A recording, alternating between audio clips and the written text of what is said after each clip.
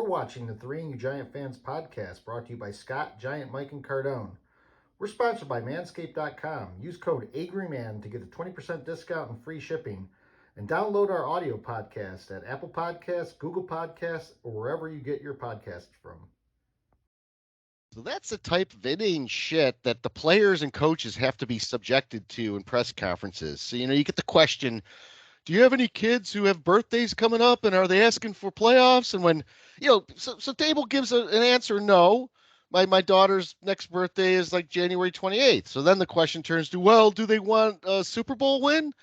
And Dable's like, no. And he's like, well, I'm just beating around the bush here to say, is there like an expectation that this team's going to make the playoffs? And of course, Dable gives the best answer possible, but this is kind of like idiotic stuff these guys have to go through week after week when they're listening to questions in these press conferences. You guys know how I feel about the sports media. I can't stand these guys. Sorry, Mike, I had to jump right in there. I mean, week after week after week, man. They're not my speed, man. These guys are just not my speed. It's that those are some pathetic line of questions right there, Scott. Pathetic. I mean, almost as bad as when Ditka was coaching the Saints and they had just lost to go 2-7, and he's rattling off like questions all pissed off. One of the reporters like, Mike, why are you in such a bad mood? What do you care? You would be too if you were 2-7. Can you tell me about the injury on so and so? Ask the trainer. Next. Yeah. That's the kind of stuff these guys got to answer.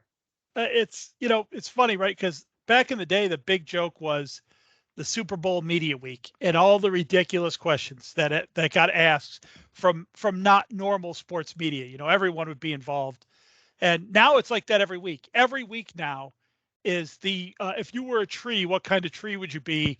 Type questions, and it's embarrassing. Sports media has fallen just as far as regular media has, I guess, in my opinion.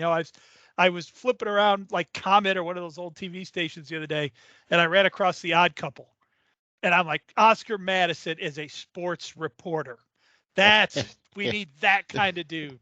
With the plaid sport coat, yeah, they the were wide tie. They were going on a double date with the Pigeon Sisters.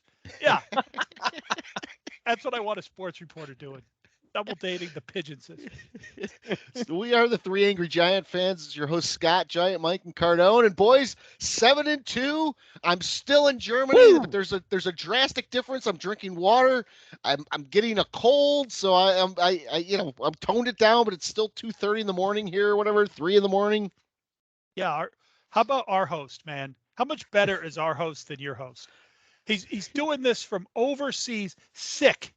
You talk about just coming to work, just a workman-like performance. I love it. I'm just like wondering Daniel Jones. How many pairs of Manscaped boxer briefs did you pack for this trip? The guy's he's gone for 2 weeks. How do you even own that much underwear? Since they're non-chafing, I could get away with one, but that would be pretty disgusting. Wow. So you gotta have 14 if you're here for 2 weeks. The non-chafers, that's true. I don't think I've ever been away for 2 weeks. Do you do a wash when you're away for 2 weeks?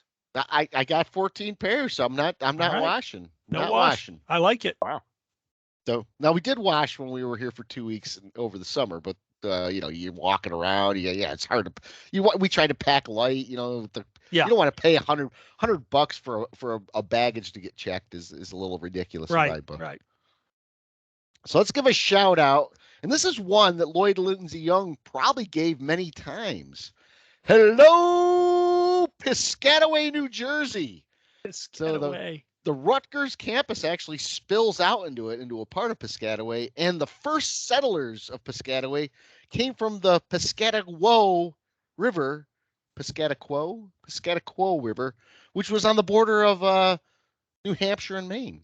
Huh. What do you mean they came from the river? Like they climbed out of the river?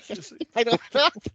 There was, back then everyone was called a settler. So I don't know if you were near the river where it provided some sustenance, and then you moved and you were like, let's just name it what the river was. All right. They moved inland a little bit. Yeah, I was picturing like, Creature from the Black Lagoon, a whole settlement of them just moving in and starting New Jersey. That was one of Lloyd Lindsey Young's favorite, I think, right? I think it was. I in the had day? to have been. Anything with like 4 syllables, he loved. You know. Moonachi. Well, that's Yeah, all I got. exactly. But Hello, Ron Konkoma. You know, it was always it's one of these obscure Westchester County towns or something. I also want to give a shout out today to all of our viewers on YouTube. Been growing our viewership, watching our three ugly faces each week, so that's been good. So Unreal. we appreciate the support there. So guys, get into the Houston game. I mean, Barkley was a beast. I got to give a shout out to Cardone because on last week's pod, when we were doing the preview of the Houston game, which we never gave our predictions, I think we all said the Giants were going to win, but we never actually gave a prediction. So I noted down that we're going to give 24-16. yeah, we're going to give a prediction this week. I was thinking 27-16, believe it or not. So when I saw the score, I'm like, holy shit. I'm like, that's what I remembered. And I was reminded by one of our avid listeners that, hey, you guys didn't do predictions last week. I'm like, shit, I don't think we did. So, yeah. But Cardone said, you got to feed Barkley. He's like, the guy's got to get at least 25 touches or so. You know, just keep giving him the ball. And what we did is we were playing against the 32nd ranked run defense. We kept giving him the ball. And when Jones passed, Jones was 13 of 17 for 197 yards with 2 TDs, but even better, 153.3 QBR rating, which was the best this season so far. Yeah. Yeah, I think the forecast for Barkley was that was kind of an obvious one, or it seemed like an easy game plan, right, guys? I mean, we talked about it last week with Houston's run defense being poor. That was definitely a feed it and give it to Barkley day. So that's exactly what the Giants did. A couple things, Scott, you highlighted. Jones's 153 rating. I want to say I'm going to pick on Galladay here every chance I get, because I tell you, a perfect rating is 158.3, I think, and he had 153.3. It's on my screen here. I tell you, it might have been perfect had Galladay not dropped that one shallow cross in the middle of the field there. Mike and I were saying as we're watching the game, he'd still be running if that fuck hadn't dropped that ball. So I don't want to talk about Kenny Galladay too much because he's not even going to be part of the this Giant team going forward. But that was I think Mike and I were saying that was a 2022 Giant win last week, where again, not the most exciting or highlighted real kind of football that the Giants have been putting out there, but they win. They keep winning. They're not turning the ball over. They're giving the ball to Barkley. One thing I want to also highlight is the turnover ratio of the Giants. So I looked it up today. The Giants have only turned the ball over 8 times all season so far, which is third least in the entire NFL, only behind Philadelphia, who's 8-1, of course, and somehow the Raiders have only turned the ball over 7 times. The Raiders.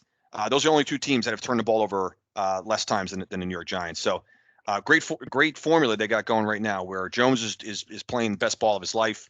Barkley is obviously a candidate for MVP in my opinion, and they're not turning the ball over. Let the other team make the mistakes, and we got another win, guys. We're 7-2. This is awesome. Dream season continues.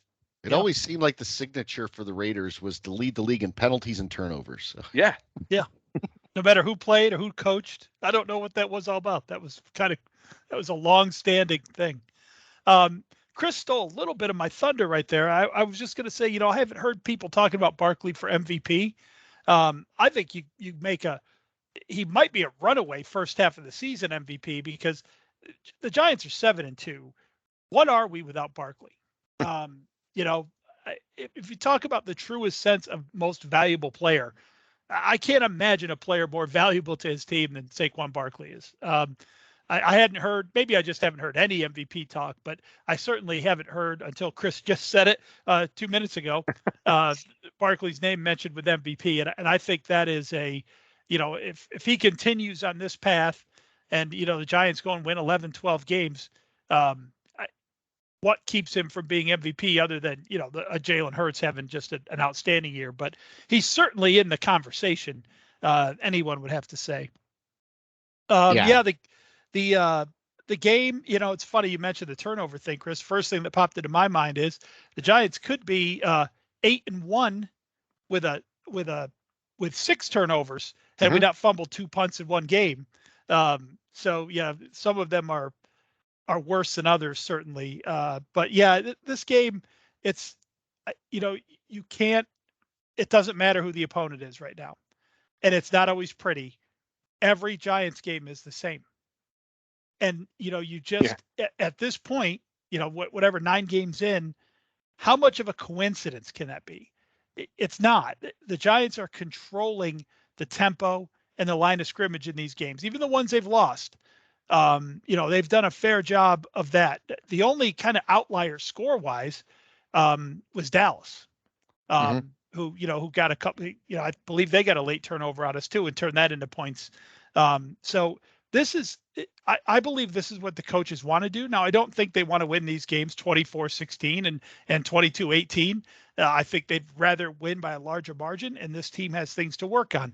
It's funny, we're not bad in the red zone, but we're awful from the 50 to the 20.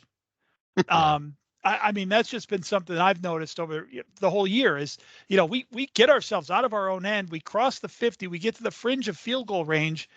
And I don't know, some of it is play calling. We got down there this week and had to hand off to Wandale that, put us in, that Wandale started running the wrong direction and put us in like, whatever, 2nd and 16 there. But there's other things too. There's penalties. We just have to clean up that area between the 50-yard line and field goal range. It's a weird thing. I can't remember ever having that specific issue before, ever seeing another team have it. It's just something that to me is the biggest thing to get cleaned up. This game, we go for it on 4th down. We have a false start. We were going to get a 7-8 yard run on that play where we false started because it was a tackle who false started and the run was between the guard and center. Had nothing to do with the play at all. And, the Giants are about to go up 14-0, 10-0 at the worst if we convert that. So that's just another example of that, which seems like an odd thing to be complaining about. I agree with Chris. I'm not going to talk about number 19 on our team because I don't think he's a Giant player right now. It's ridiculous. Nah, It's Kenny beyond. he's not worth Galladay- talking about. I could see the Kenny Galladay revenge game against Detroit where he gets 1 catch for 3 yards and drops 3. The revenge game. The revenge game. Yeah. Detroit's shaking in their boots. Kenny Galladay coming back. Oh man. Hey Scott, before you make a next point here, I want to just kind of jump on a point that Mike just brought up because there were a couple plays. You mentioned the false start, Mike, right? And that was a couple things, and these are small little plays where that really can change the course of the game, right? And Yep. at that point, we were saying it the whole time. All of a sudden, you think of a false start. It's kind of a harmless penalty, but it did, the drive stalled on that. It was 4th and 1, right? I think Jones was going for the quarterback sneak, and then they ended up punting there, and that's when Houston kind of came back, got it to 7-3. But I was looking at a couple replays. And this is a play that might not stick out in everybody's memory, but these are the kinds of plays that the Giants just need to be better or just need to clean up a little bit. They were up 7-3 second quarter. And Mike, this is to your point exactly where they're in that zone where it's a long field goal and you're trying to get into the red zone. So the Giants are up 7-3 second quarter. They're on Houston's 32-yard line. It's 3rd and 15. So 3rd and 15, you're not looking for the first down there. What do you look for there? You look for the check down. You look for we always say 3rd and 15, the team's going to settle for the 8-9 yard little dump off and then make it instead of a 50-yard field goal, it's going to be, like a 42-yard field goal. No, what do the Giants do in that situation?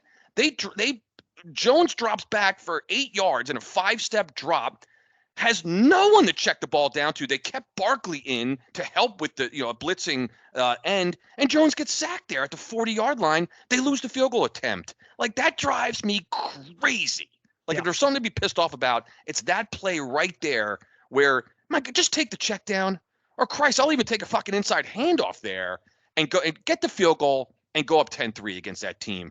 That's where the game was sort of still like the Giants are looking to take control and they don't do it. So Scott, I just want to make that point on that particular play because when I went back and looked at the film, like we're coaches, right? Well, I looked at the film and we'll have to study the film. I went back and looked at that play and I was like, oh yeah, I was looking to see if Jones had an option to like dump something off there, and he had nothing. So the Giants, I don't know what they were looking for in that play. We don't have any receivers, so is he looking to pick up a 3rd and 15 there? Why? Just take the 3rd and 15, take the field goal. And they got sacked there, and then the game got a little crazy after that. But the Giants obviously they survived that, of course. But I just want to make that point where they're in that 30 to 40 range on the plus side of the field all of a sudden I feel like we're actually better in the red zone. It feels like. Yeah. Yeah, and I go ahead, Mike.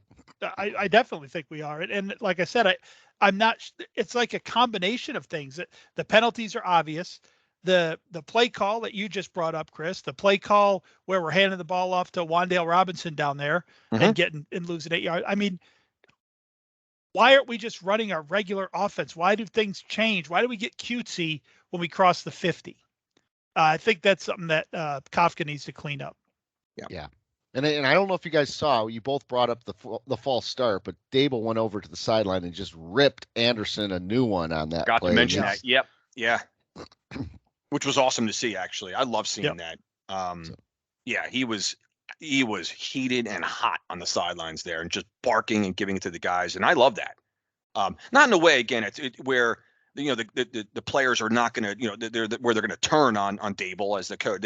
He's just saying, like, wake up, man. You can't have those mental mistakes. Can't. You can, sometimes you can live with holding penalties, even that kind of thing sometimes, but not in that situation, that penalty. You got to clean that up. And I know it's part of football, but you got to minimize and eliminate those as best you can, man. Yeah, and I know when we get down near that edge of the field goal range, we've been having problems getting pushed back out of it. At least we don't have the issue where our head coach decides to forego field goals for sure points when you're can go up 2 scores like some coaches have been doing lately. So all the rage, that's a popular thing, I guess. I don't understand what are coaches against field goals? Do field goals not count on the scoreboard? Coaches hate field goals now. They do. It's, I used to get so pissed at my friends. We had teens, early 20s. We used to have Madden tournaments at my house before we'd go out. And none of my friends and our buddy Peacock, who's listening, Dallas fan, he knows what I'm talking about. Like, I would play an honest football game. 4th and 8, I punt. None of them punted. None of them kicked field goals. I get so pissed. and now that's crept into the actual fucking NFL. It's insane. I tell you, McCarthy passes up a field goal in overtime. What the fuck? With a great kicker. I love Trent Dilfer's assessment a few weeks back. I think we talked about it on the pod. He's like, the head coaches are more interested in winning the post-game press conference than actually winning the game. Yeah. Where you get questions like Dable gets? Yeah, exactly. But well, that's just some jack off, who's not even qualified for that job.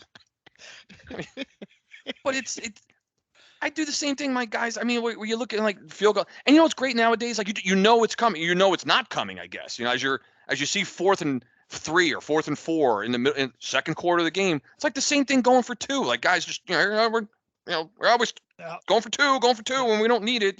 That whole bullshit. You guys know how I feel about that one as well. But yeah, you're right, Scott. I mean, like it's as if these field goals, the 3 points, they're not adding to the actual score of the game or something. It's gotten psychotic and maniacal. It's really bad. It's that cliche that we've talked about in this podcast many times. That you can't win kicking field goals. Well, yes, can. Field goals are still points. Go look at the 1990 championship game against the San Francisco 49ers. Yep. Yeah. It's an epidemic right now. And Dilfer's comment is so great because he's exactly right. If some cheesy shithead analyticist, whatever, you know what I'm talking about. Analyst. Whatever. Writes down on a piece of paper that at this score, at this time, you're right to pass up the field goal from that range. And they do. There's no culpability for them. No. The analytics say that was the right call. I just followed the analytics. I didn't do anything wrong because my shitty team didn't convert it. The other thing that drives me nuts now is when you get a penalty kicking the extra point, so that they move you to the 1 yard line, and then coaches are all of a sudden like, "Oh, we're going for 2 now." Oh man. So a couple things else before we move on, but Jones, as we mentioned before, his stats were good. He also had 11 yards per attempt, which was helped greatly by the fact that Slayton had another fantastic play. Just took that ball and went to the sidelines and took it to the house. On the defensive side, guys, I can't say anything more about how dominant the defensive line was, especially Lawrence and Williams inside. They were just blowing people up left and right. And of course, the D forced a couple of key turnovers. We talked about that before, but that basically sealed the game. I mean, the fumble by Pierce is that as the Texans were driving to possibly, tie the game or get close, that basically took them away. That took all the momentum away and gave it to the Giants. Yeah. Yeah, we're starting to get takeaways right from the Giant defense, which is a great sign. If we can grab, those, if those can continue that pattern for the next couple of games, of course. But yeah, Scott, you just said it. I mean, the defense has been consistent. Really, been pretty consistent all year. Where they're good defensively in the red zone. Statistically across the league, I mean, they're in the top half of the league in a lot of major defensive statistical categories, and they're just quietly getting done. And that's kind of this whole Giant team, as a whole. They're just quietly getting through, motoring their way through the season. 7-2. It still seems like no one's really talking about them in the national media. I listened to a little bit, a combination of some of the New York media, and then, the national media. And I don't know why I even care so much about this. I talk about this, week after week about the national media, where it's such an oxymoron, where I get pissed off when they don't talk about the Giants, as a real threat and a team that's, needs to be a force, in the NFC. But then the other part of me is like, you know what, fine. Have the Giants under the radar.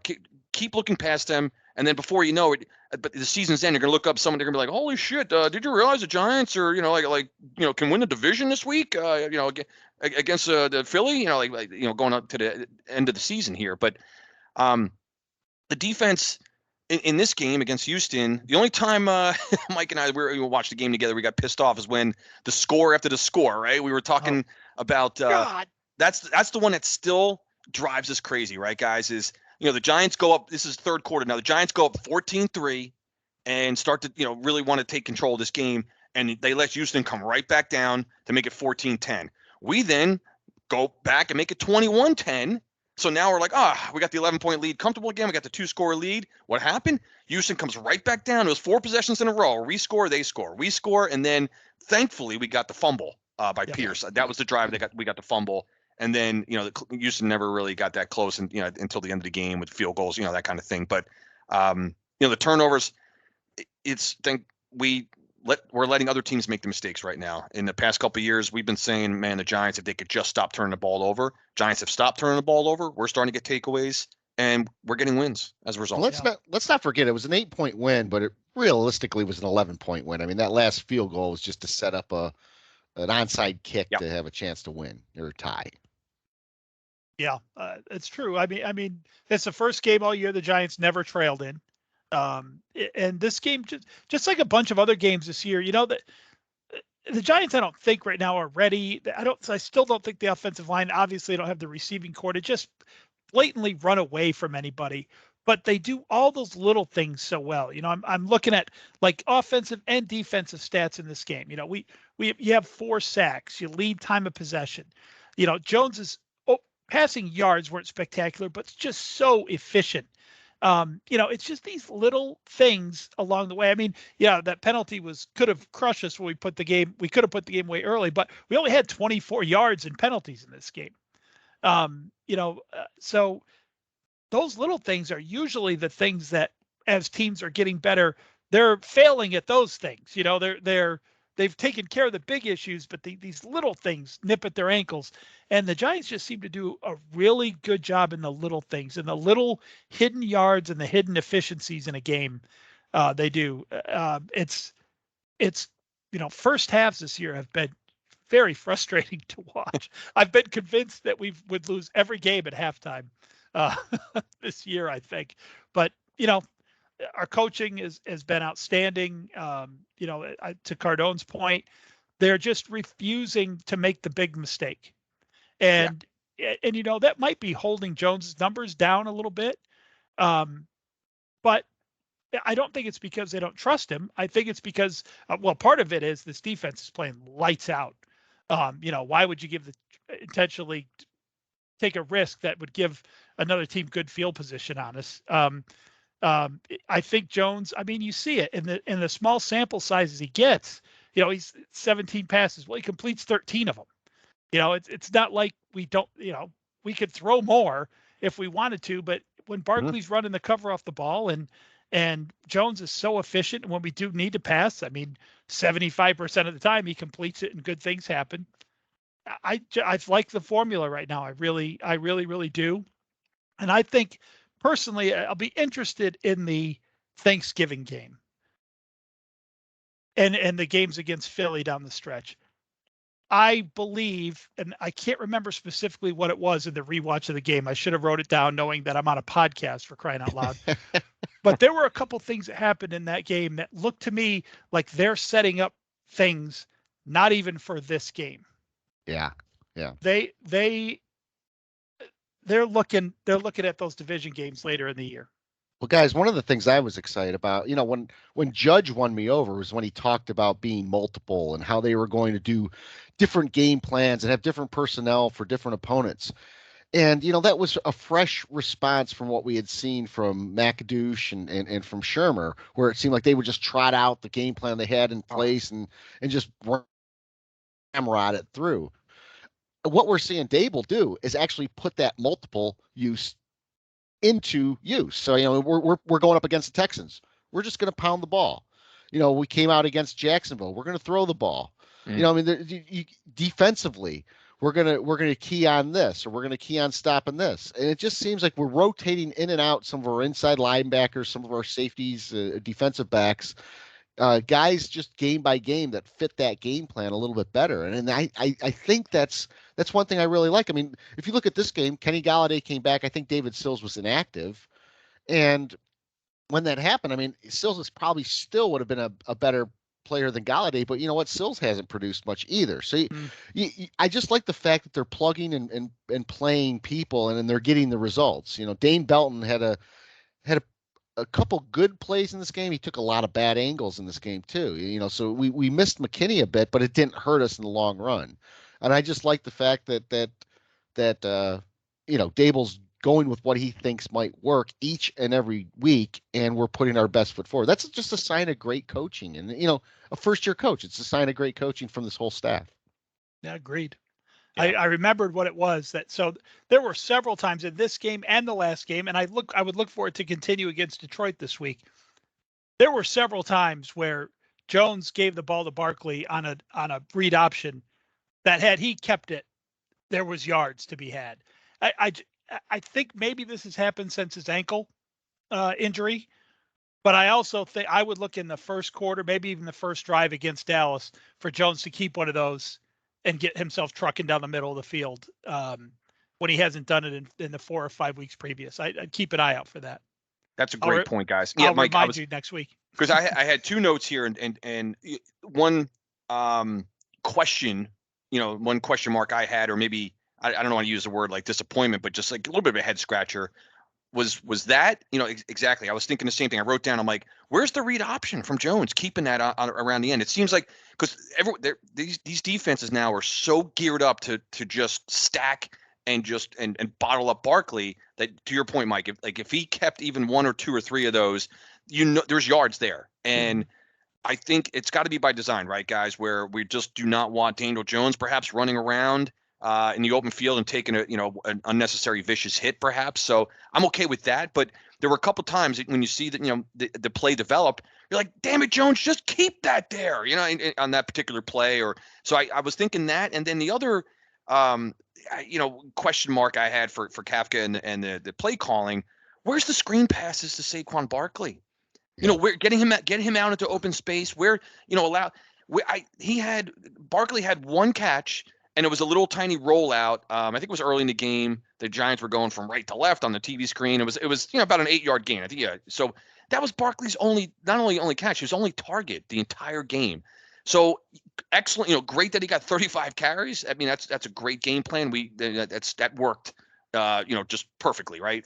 Getting good chunks of yards each carry. But I still wanted to see a couple screen passes to Barkley peppered in there. I don't think we're getting the ball to him enough in the air, but. Again, I'm not complaining here. I mean, the guy's, third in the league. I think does he still lead the league in yards per scrimmage? I think first in yards per scrimmage. So And I think he took over the rushing lead this week too. Okay, yeah, with the rushing, because he had 152 this week. So again, I don't want to make it sound. I'm not complaining whatsoever. I mean, but the game plan, it's working. The Giants, they just rattled off another win, 7-2. But that, I think, just from I guess a curiosity, if you will, around the play calling, and Mike, you just hit on it. Maybe Jones, the last couple weeks, maybe they're setting this up for the next couple weeks, and who knows what they have up their sleeve, perhaps, from play calling standpoint. So it's exciting, guys. Each week, it's amazing when you're 7-2 as opposed to what the hell we've been dealing with. We say it all the time, but it's just awesome, man. Now it's like, we got Detroit coming in, so we'll break that game going down a little bit. And the funny thing is, when Lawrence Cager caught the touchdown, we're sitting there watching the game, and I'm just cheering. I'm like, who's Cager? I'm like, I don't give a shit. He's wearing my uniform. I was, I was one of those fans, just just Jets fan Novak knew who Cager was. I got the text message right away. Right. I had to think about it, but then who the hell's that? Who's Lawrence? I didn't know his first name. I had to look it up. I'm like, by the way, it's Lawrence Cager. Yeah. 2 catches, 9 yards, all of those yards for the touchdown right in the game. But hey, listen, we're just smoking mirrors here, man. We're just whatever works, man. We just find a guy. Cager didn't have the Fox cartoon, did he? Oh, that's a good call. I'm sure he didn't. Like the Cager. Oh yeah. Oh, the Fox. Oh, that's stupid. Yeah, Fox cartoon. It's a good point about the screen game too, Chris. That's just another thing that just seems so obvious that hasn't been there. We haven't been a great screen team in the past, even with Barkley. But you just gotta keep trying it. It's just another way to get the guy the ball. There's a reason why Barkley has, a lot of his yards late in these games. It's because they're just stacking up against him until they can't do it anymore, or until we just wear them out. Because we're going to keep coming. I like 35, 30 touches, but 4 or 5 of those ought to be passes, whether they're screen passes or wheel routes or crossers. Yeah. I like the number of total touches, but instead of 35 rushes or whatever, let's have 30 rushes and 5 receptions.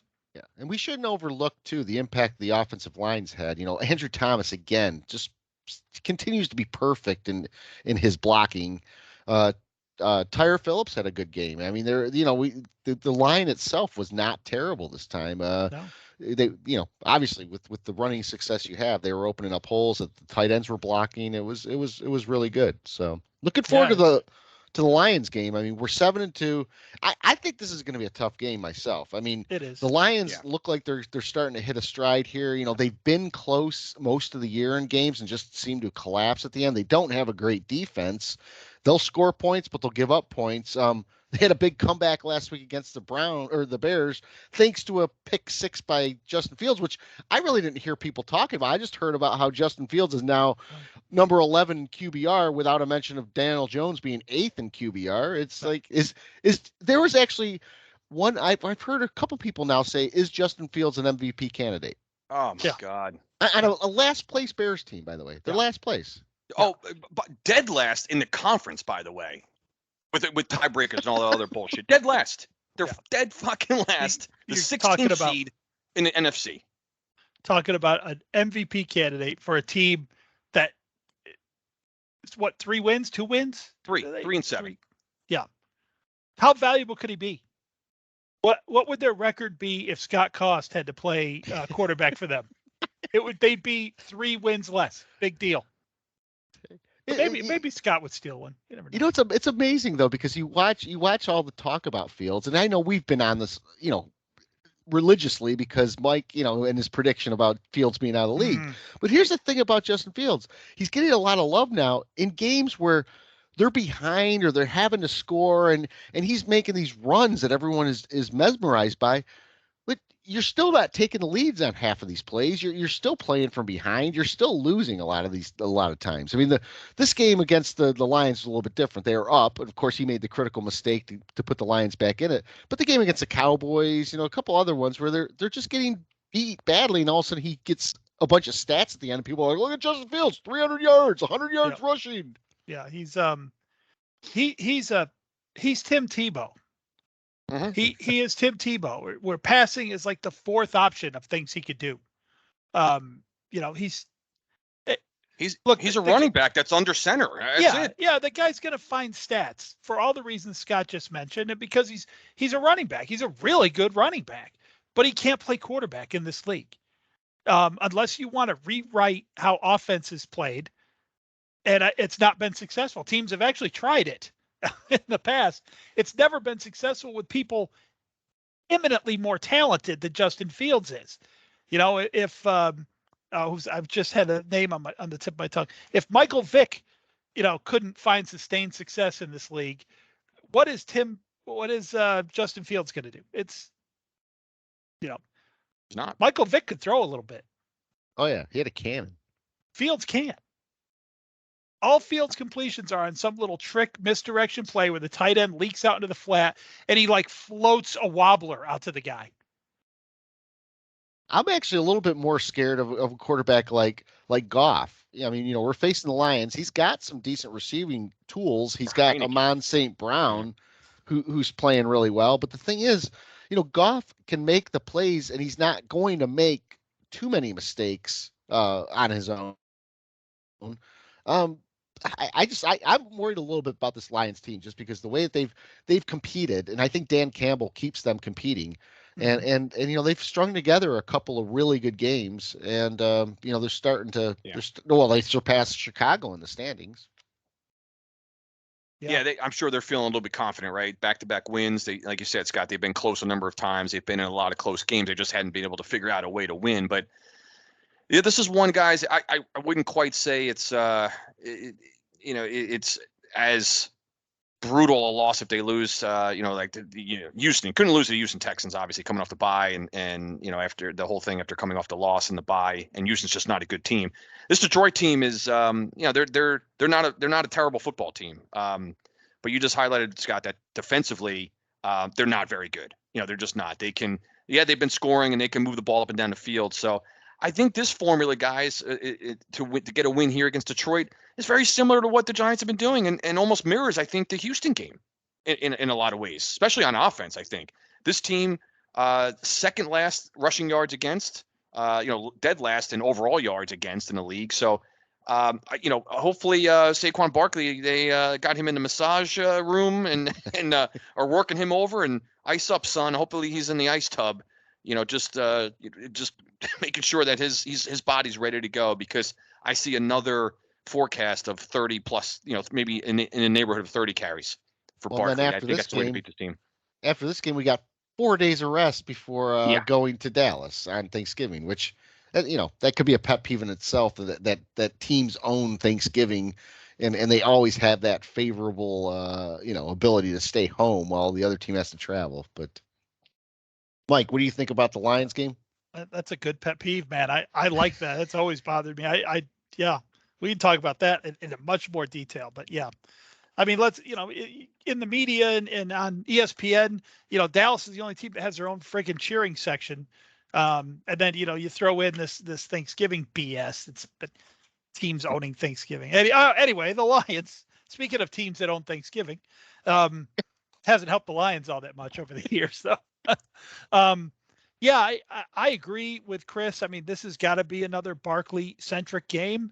For a little bit different reasons, I think, than Houston had to be. And one of the reasons is, believe it or not, we have to keep Jared Goff and the offense off the field a little bit. They're capable of scoring points.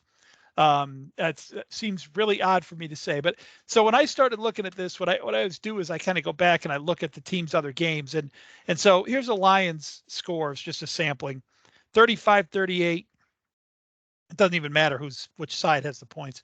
36-27, 24-28, 45-48, 31-27, 31-30. That's a sampling of Lions games this year. That concerned me. I did. I started wringing my hands about that. And that concerned me a little bit until I realized, this game's about imposing your will, because the Giants stat line is similar, that all the games look the same, but it's a different score line. We got to make them play our game. Yeah. We got to make them play the 24-18 game. I don't think we're going to win the 38-35 game. Yeah, good point. we've got to make them play our game. I'm sure they want to get us in a shootout and be able to come after Jones a little bit and find some weak spots in our offensive line. But we got to play our game. We got to stay patient, run the ball, and turn this into just a game that looks right in line with all the other games we played this year. Guys, are the Detroit Lions possibly the worst franchise in all of professional sports in terms of their historical performance? What do they have? They have one NFL championship or something like that, or maybe they have 50s, two. I think, right? They haven't won anything since the 50s. I mean, they have Matt Millen as a GM that people still remember as being a colossal fuck up. We can't speak too highly anyway because we had Gettleman, but at least we have Super Bowls to rest our laurels on. They're up there. Just something I'm thinking about the Lions. I mean, just the futility year after year after year, and they went like a period of time after Barry Sanders left where I don't think they saw the playoffs for almost a decade or something. Yeah, even with Barry Sanders, they weren't regularly showing up in the playoffs. I mean, they had a couple. No, they had some spots in there, but unbelievably irrelevant, right, in the NFL in terms of just a team that's, like you're right, Scott. That you even think about in terms of like the playoff picture, right? It just seems like when you have every year you have division leaders, wild card in the hunt, and then like they're not even in the hunt. The Detroit Lions, they're and they include everybody in the hunt. I mean, shit, Justin Fields and the Bears are probably in the hunt, and they have a worse record than Detroit. Because some guy in the graphics department probably put them up there. Well, Fields, shit, everything he's been accomplishing. I'm sure they're in the hunt. The line. Oh, really? Oh, I got that wrong. All right. Weren't we in the hunt last year until like Thanksgiving? Even though we were like, well, we do. The season's over when you fall out of in the hunt. You never want to fall. That's actually most teams that show up in the hunt, they're already done anyway. That's not many teams I don't think graduate from in the hunt to the to making the playoffs. So yeah, you got to stay away from in the hunt. You don't want to be there. No. This game just hopefully, if we get a halftime score like 17-10 or 13-6, I'm not going to fall for the trap of going bananas where the Giants don't look great in the first half this time. If we get a halftime score 10-9 or 13-6, I'm going to say, all right, we're playing our game. We're playing our game. So a prediction, Mike, on this one. Let me contradict everything I just said. This is a coin toss for me, and I think the score could flip flop easily. But I'm going to say 28-24 Giants. Before Chris goes, I'm just going to say I was tempted to have the Giants score more than 30. And I think they're just going to be below that threshold, and I'm going to have the Giants win 28-24. Oh, that's what you were predicting the same score, Scott? Exactly the thought process I just went through, by the way. I want to put them over 30. I just can't until I see it. No. So I'm going to go just below 30. Yep. And that never happens on the pregame shows on Fox and stuff like that, because I think beforehand the producers are like, no, guys, you can't have the same score. You got to be a little bit different here. Right. They always tell Terry what he picked, and he doesn't remember, and he always picks like the opposite. They're like, no, you picked Cleveland. Oh yeah, that's right, Cleveland. Speaking of score predictions on those fucking pregame shows on Sundays, it drives me crazy. Now, you can't say this about the Giants because the Giants have been in a one-score game every single week.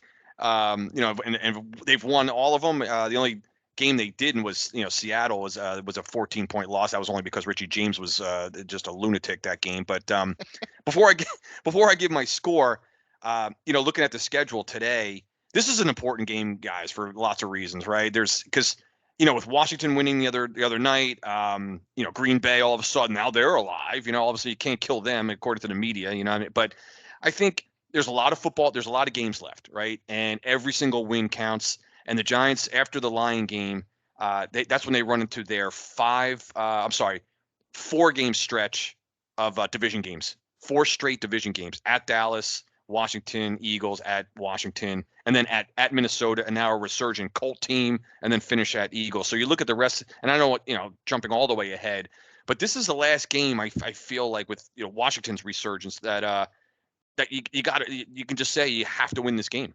You got that they really that they shouldn't lose this game. And I don't want to. And the worst thing is the fear of losing. I kind of had that a little bit with Houston, the fear of losing, because the Giants now being 7-2, being in the playoff mix and being solidified, a firm grip on that wild card slot. 3 games right now. Exactly. Right. So now it's like all of a sudden, like, oh my God, I don't want to, you go into, I'm going into the game as a fan, like, oh, you can't lose this game. And what's that mean? And start getting that fear, right? That nervous crowd, kind of the nervous fan. And so I don't want to go into this Lion game as nervous, just a nervous fan, but I am looking at it as an important game. And it's also a conference game. I mean, even though the Lions don't seem like they have any relevance, it does matter with all those tiebreakers at the end of the year. So this is an important game, guys. Before we go into, I think, the brutal division stretch. And I think, much like you guys, I think the Giants keep finding a way. I think they pull this game out. I think, to Mike's point, we're going to force Detroit. Thank goodness this game's at home and not at their place in the Dome. I think the Lions perform a little bit better certainly at home than on the road. Historically, they've been a pretty bad road team. And albeit it's not like we're not talking about frozen tundra here, but Detroit is typically not a great team outdoors. So hopefully the weather is kind of cold and nasty and windy, whatever, up in the Meadowlands on Sunday. But I'm going with I think I'm going Giants to maybe 20. I think it's 27-20. I think they hold. I'm going to say 27-20. We get another turnover somewhere in there, and we keep it to a low scoring game. Yeah, we all have our all 6 scores are in the 20s in terms of the teams playing. So that's interesting. Yeah. So support for the 3 Angry Giant fans is brought to you by manscaped.com. And if you go to manscaped.com and put in the code AngryMan, you get 20% off your order and free shipping. We were talking earlier about their boxer shorts, the no chafing boxer shorts. I have a bunch of them on this trip. Have not had any issues, and I'm walking about 1.5 miles, 2 miles a day at least, just going to places that I need to go. I'm probably walking actually 4 miles a day, and no chafing, no. Sometimes when you wear a suit too, you get the chafing going on and things like that. Yeah. No chafing. It's been excellent. Yeah, beautiful. I mean, what else can we say that we've not said over these, the last few weeks since we brought these guys on board? Everything new I try, everything we've got, feedback I get from people who have already taken advantage of the Angry Man code at checkout. It's just no one said, everyone's really excited about what they got and how it works. And, I've heard life-changing a couple of times. I believe I've said that myself. But yeah, it's great stuff. And once you get going, guys, I think the coolest thing is how easy the maintenance is, how easy it is to keep it up. Yeah. Where, it's just, they just make it so easy. Once you have that initial, when you go from Sasquatch to Dolphin, they make it easy to stay Dolphin. Dolphin. I tell you, for our female listeners, with the holiday season coming up, what a great gift for the man in your life. Go to manscaped.com, put in the code AngryMan, get your 20% off. Your guy will appreciate it. Best gift. You can cross that off the list, off your Christmas shopping list. Manscaped for my man. Boom, done. And you know what? Move on to your in-laws after that, or whatever whoever you got to buy for. Their products are not low price. They're somewhat pricey. And in the past, I've always resisted against those type of a product. But there's quality behind the product, and the quality is what keeps people coming back. I mean, so you don't feel like you just spent a lot of money and got nothing. You're like, I'm look at this. I am transforming right here in front of your very eyes. Yeah, I'd rather pay That was a my little dolphin, more by the way. and just be. You can't do animal sounds either. Your animal sounds are actually worse than your accents. And your I can foreign do an accent. elephant. An elephant. Wait a minute. All right. Elephants are mute. That was pretty bad. That was really bad. Is that an elephant wearing a mask? What was that? Oh, God. So, you guys got any pet peeves this week? I'll start with Chris.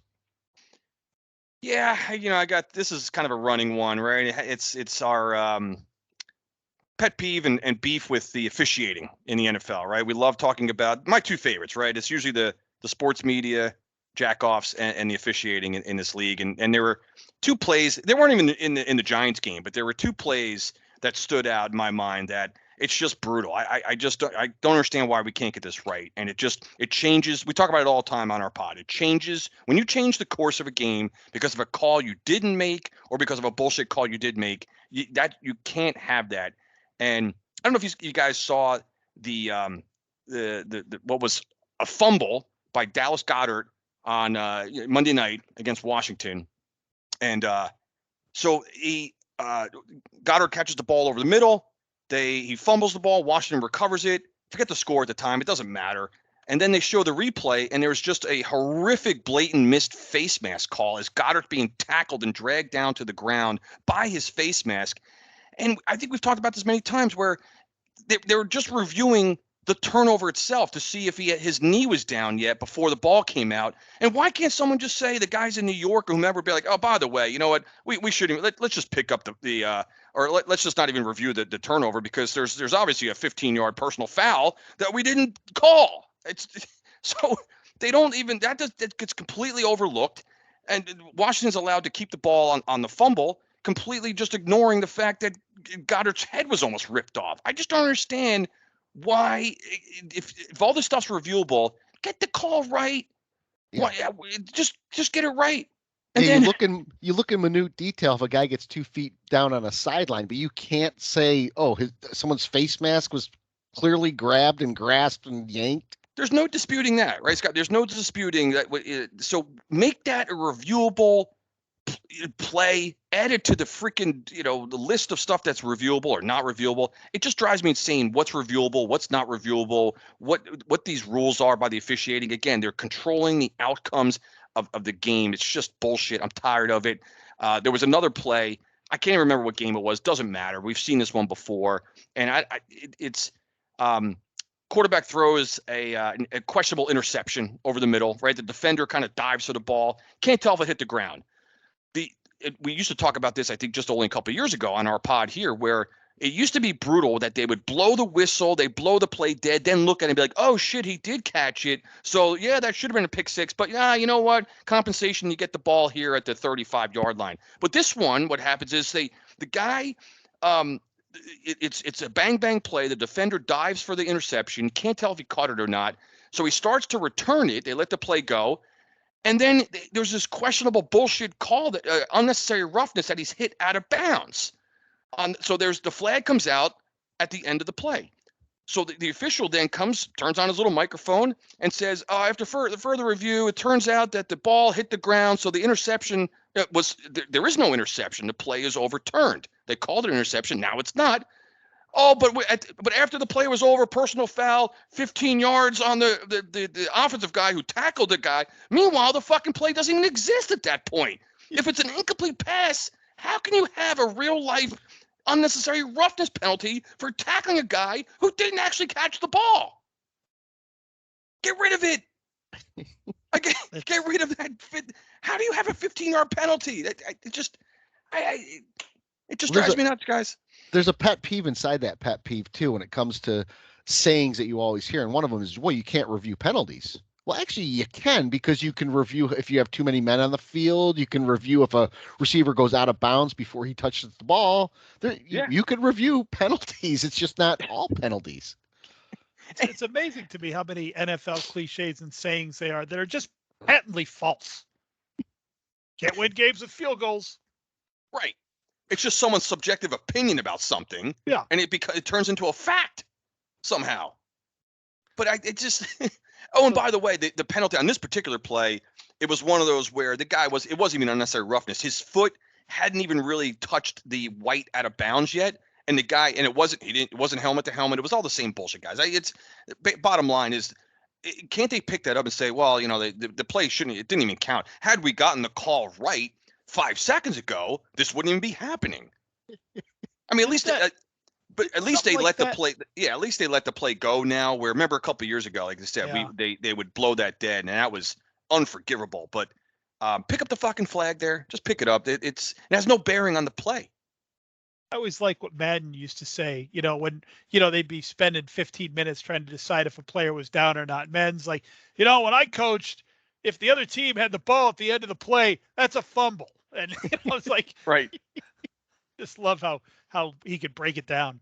I'll throw in, we didn't mention it tonight, but Chris, it was another new one for us in the Giants game that kind of got forgotten and washed away in the wind.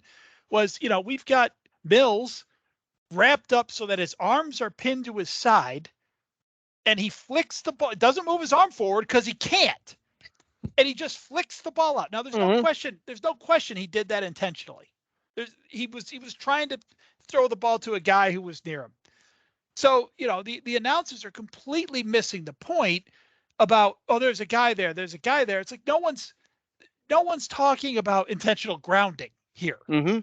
There's a lot of aspects to this play. The rule is the arm is moving forward. His arm's not moving forward. That's A. B, he threw it backwards. So it wouldn't even matter if his arm's moving forward. Of course, the officials come, the bully ref comes right in. Incomplete. Right. It's like, okay. And then we just go on to the next play. Like, wait a minute. There's a lot to unpack in that play. There's a whole bunch going on. I want to know now if a hand flick, whether it's intentional or not, is considered a forward pass. If you can't move your arm forward, isn't that the threshold that we always hear about? You would think. So I'm not even saying the refs got it wrong. There might be rules where they got it right, but I think we deserve to know why that's an incomplete pass. And by the way, I guess in the grasp isn't a thing anymore. If a quarterback has his arms pinned to his sides and has to flick the ball with just his hand, isn't that kind of the definition of in the grasp and control of another player? You remember back in the day, Jerry Markbright used to love the in the grasp call. Like, you'd have a quarterback just barely get touched, and he'd end up throwing the ball downfield, and you'd see Markbright coming in like this. He's got the whistle blowing. It's like he's in the grasp. You were in the grasp. I had a hold of his shoelace. I wish he was officiating the game against the Titans when Kiwanuka had Vince Young in the grass for what seemed like 8.2 seconds, and then let the play go. And no, Mike, I thought you were talking about the play where it looked like the fumble by Mills, and then they looked at it, and we didn't get the benefit of that call. But I think my brother always had one of my favorite all time quotes is the empty hand, right? The empty hand. This was the empty hand coming. Yeah. Well, his hand is coming forward. We're going to be like, yes, it is, but he doesn't have a football in it. Yes, his hand is moving forward. That's fine. But guess what? There's no football in his hand. Ergo, it's a fucking fumble. That's the other part of that's the requirement. Yes, it could be moving forward. That's fine. Needs to have a ball. Cardone and I were screaming, empty hand, empty hand, empty hand. So, Mike, pet peeves? Yeah, I got one. This is probably going to be a short one because I don't have a lot of great examples, but I just know it's a thing. And it's since Cardone took the officials tonight, I'll take the guys calling the game and the sportscasters. And this one is a long running one. I can sort of remember when it first happened, and it was cringeworthy the first time I heard it, and it's never gotten any better. And then this is when the buttoned up white announcer who they always show, and he's like a little squirrely guy, and he's got a deep voice that's good for announcing. I can't think of the guy I'm thinking of in particular there, but Gus is one of them. I think he does the college games, but so I get so cringy when they use like player vernacular, like you got this white guy who looks like John Clayton. He's going, and he's taking it to the house. It's like, it just doesn't sound right. It's like, no, man, that is not for you to say. It happens in basketball. Oh, look at him with shooting the rock. It's just like, oh God, please just don't do that. It's, your job is to say he's running for a touchdown. Like, let someone else go. Leave it to the players. Yeah, leave it to that's player vernacular. It's not something that he should be doing. I don't know if you guys can come up on the spot with another good example, but there's always I know the one now. He throws a dot. That's the new one. Jones with a dot. Like you don't even know what that Yeah. means, man. There is one exception to the rule, and Kevin Harlan any day of the week can Harlan. talk about a guy with his pants falling down. Pull up your pants, man. Pull That's up different. your pants. Yeah, Harlan's that's a earned whole- it. That's a whole Yeah. different thing. Yeah, actually, Yeah. I'll let Harlan go with the taking it to the house if he wants. He's earned it. Or baseball highlights. That one, I'll tell you which one drives me nuts, just switching sports for a second. But we like to give examples of other sports on the 3 Angry Giant fans here. Like, yeah, Mike, it's baseball highlights. And Machado at the dish. Oh, With a 3-2 God. count. Like, fuck, where did you, what dish? What are you talking about? I mean, I know, like, just say Machado at a fucking 3-2 count. I don't need the Machado at the dish. Yeah. Bottom of 7th.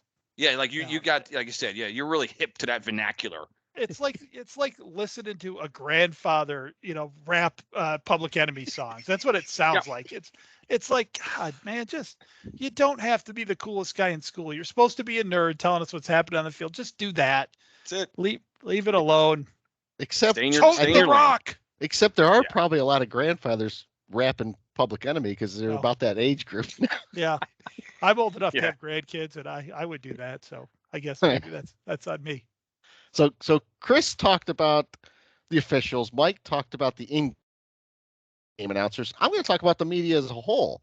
Yeah. So you sort of brought it up a little bit, Chris, earlier, but it's like, can we stop? We hear like the media going, can we stop writing the Brady and Rodgers obituaries? Oh. Look at these guys. And I'm like, well, who wrote the obituaries? I didn't write the obituaries.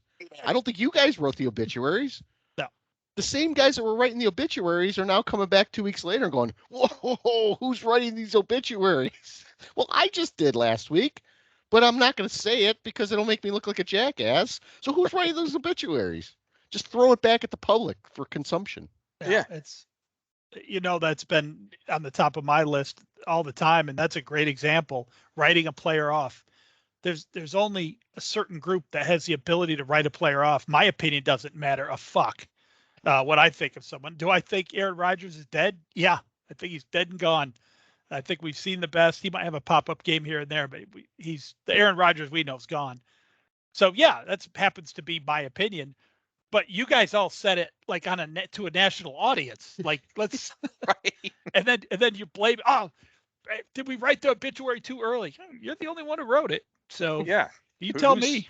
Who's we? Is there a mouse in your pocket?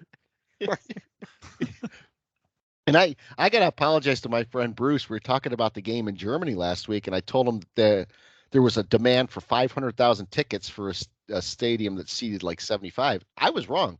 The demand was 3 million tickets. What? My. Wow. Ticket prices were going for over €1,000 by game day.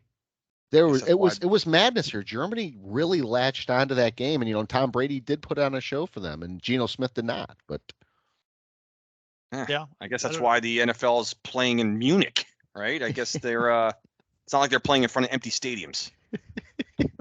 so we do have a few questions this week. There's a couple rambling ones from Bri Peacock, our Cowboy fan, and you'll be able to tell right away that they're Cowboy slanted. They're Dallas slanted. Yeah. And he might want to retract this question since he put it in last week before the Dallas game against the Packers. Oh, all right. But he asked if it was going to ruin our Thanksgiving when the Cowboys spanked the Giants.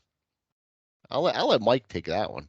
Yeah, I'll be honest. Yeah, if that happens, yeah, it's good. I've already warned Bonnie that that this I might not be myself depending on the outcome of the game. So yes, it will ruin my Thanksgiving if the Cowboys beat the Giants. Absolutely.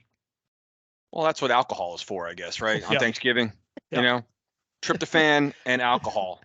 So, yeah, if the Giants go down that day, it's definitely going to be, certainly hitting the IPAs and leftovers pretty hard. But yeah, Cardone's definitely. going to skip the pie and go for the bourbon.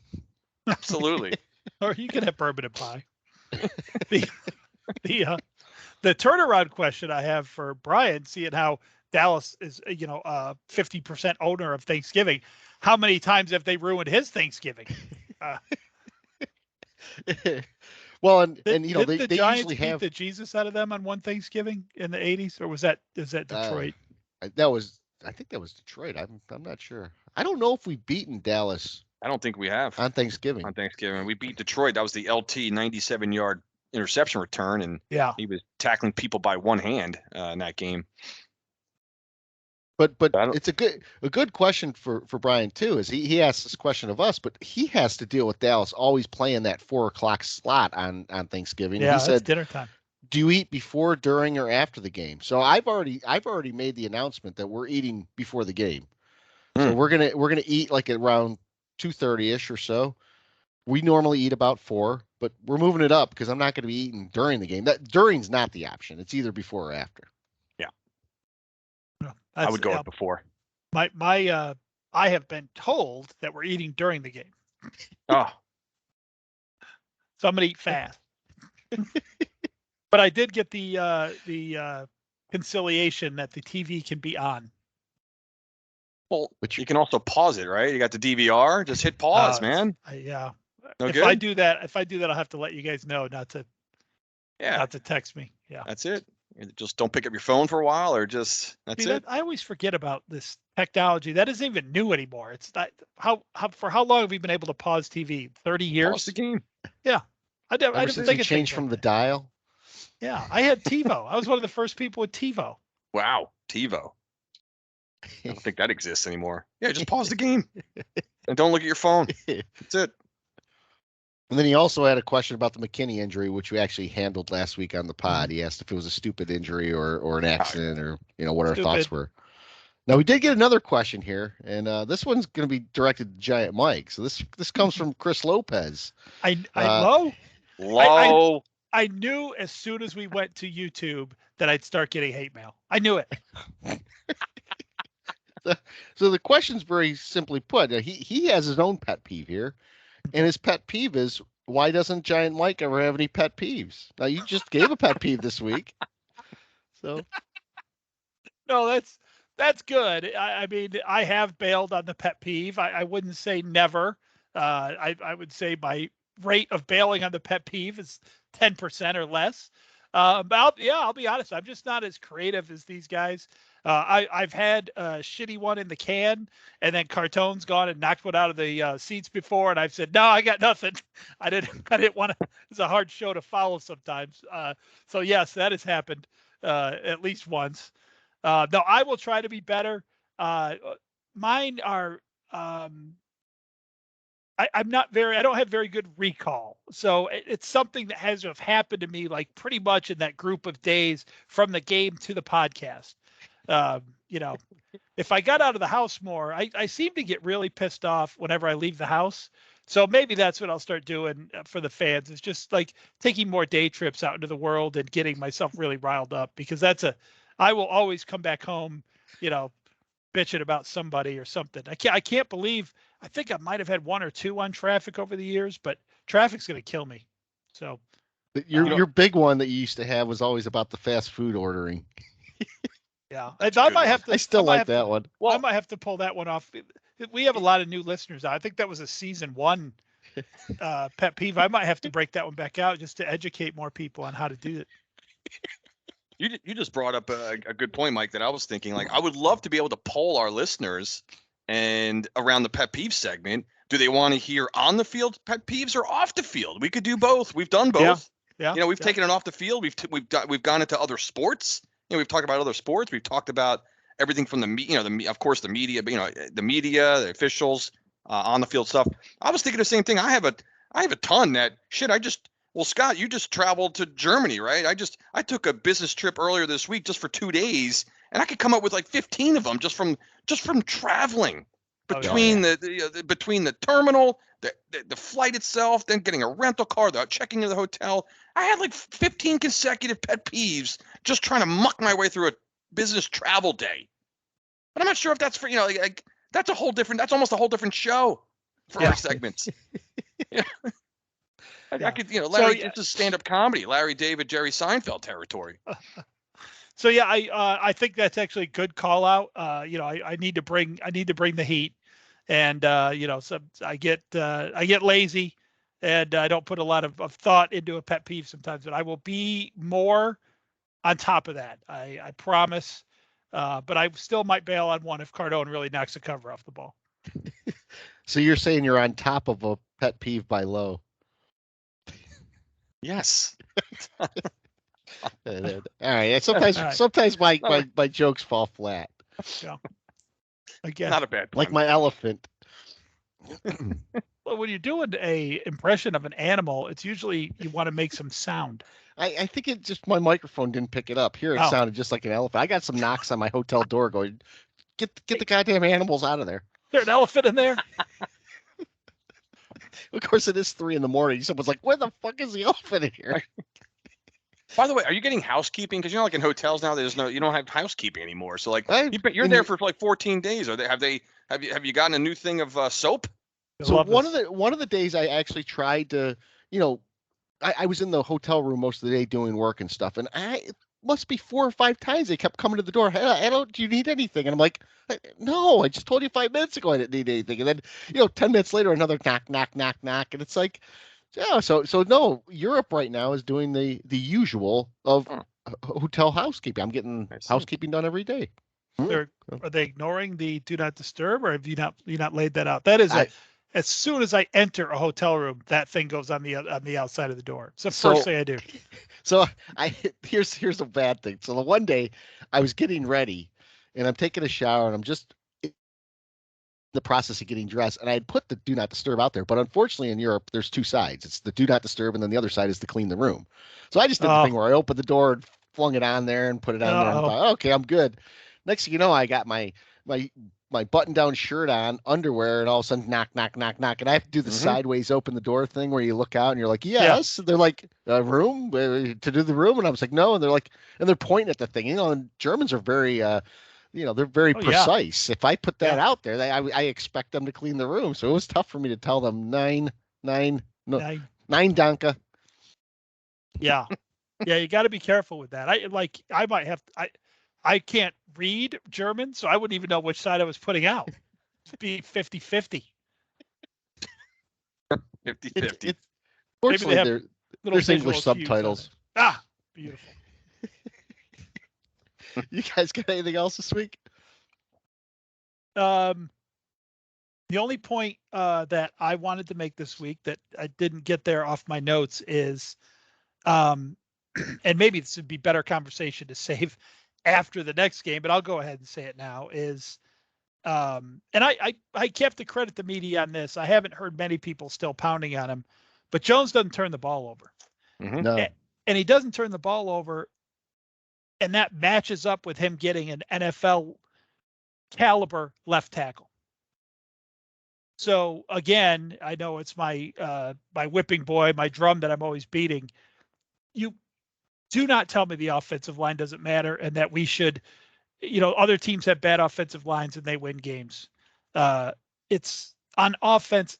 Everything has to do with the offensive line. If you got a quarterback who's turning the ball over and his left tackle's a turnstile and he's getting hit from behind all the time and he's having to rush passes because there's someone breathing down his neck, guess what's going to happen? He's going to turn the ball over. Yeah. Yep. Yeah. Jones has, it's funny. I actually, as a team, the Giants have 3 interceptions, which it's tied for the least in the league with Philadelphia and Tampa Bay. They've thrown 3 interceptions, and only 2 of those are by Jones. Tyrod Taylor threw an interception, which I forgot about. I thought they were Jones's. Daniel Jones has 2 interceptions. Yeah. 2. Through 9 games. So the guy's playing again, very quietly, but as Giant fans, we all know how good this guy's playing, and it's just a tribute to the offensive line, Mike, you just said, and the play calling and the coaching. And I'm excited. We talked about it when the year started. Jones has to step it up, and he's doing that. So we talk a lot about Barkley as we should. But Daniel Jones, again, it's almost like I don't even want to jinx the guy. It's kind of like, again, guy's throwing like a no-hitter, and I don't want to, you don't even want to mention it in the middle of the game kind of thing. Like Daniel Jones, if he continues to play like this, not turn the ball over, he's our quarterback, for this year and for the future, I think. And guy's playing, we called it for the last couple of weeks, he's playing the best football of his life. Yeah, I think I've seen a lot of people, mention his low touchdown numbers, relatively low yards, and this and that, and point to that's going to be the reason why the Giants let him go. He hasn't done enough to stay on, blah, blah, blah. I think that's ignorant. Daniel Jones is doing exactly what the coaching staff is asking him to do. Yeah. 100%. Yeah. And if they ask him to do more, we already know he's capable of doing more. Yeah. So we are the Three Your Giant fans with your host Scott, Giant, Mike, and Cardone. Hit us up with questions like we got tonight at angry_3 on Twitter. The 3 is spelled out, THREE. And guys, I'm not sure exactly what the schedule will be for the next couple of weeks because, we normally record on a Wednesday. Maybe next week that won't work because it's Thanksgiving week. We're going to have to talk about that as a group. But then the following week, of course, you got a long week because then you just played on Thursday next week. And then we may not come back. We probably shouldn't wait till the following Wednesday to break down the Cowboy game. So we'll have to talk about that. So be fluid. The video probably won't get posted until Friday or so this week because of the limitations in Germany and my bandwidth here. But we'll have the audio podcast up normal timing. So thanks for listening. And hey, let's go 8-2, guys. Let's go blue. 8-2. Yeah. Let's get there. Should we have a happy Thanksgiving if we're 8-2 and even if we lose? I don't want to lose to the Cowboys. That's always sickening, but 8-2 would make it a little bit more easy to stomach. Oh yeah. Absolutely. Yeah. 8-3.